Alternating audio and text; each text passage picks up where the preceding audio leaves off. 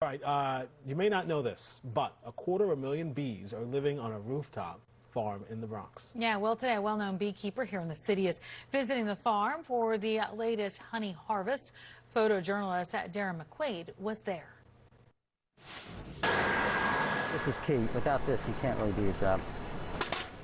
A happy place to be when things are going as well as they are here. You don't necessarily think of the Bronx and the bees in the same sentence. This is a rooftop apiary at St. Barnabas Hospital.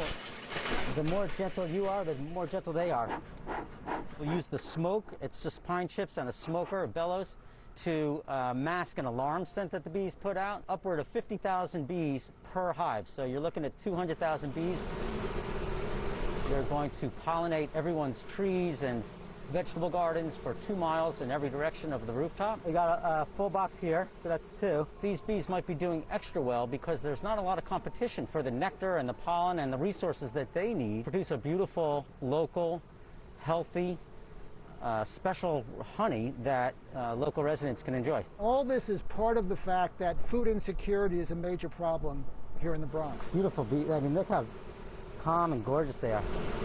This will be our fall harvest. The nectar in the fall is typically darker than the spring flowers produce. You can't pull too much honey and risk starving the bees. They need that honey. The bees don't fly in the winter. They hunker down. They don't want to sting. All they want to do is go to their flowers, get their job done, come back with some nectar, and serve their queen.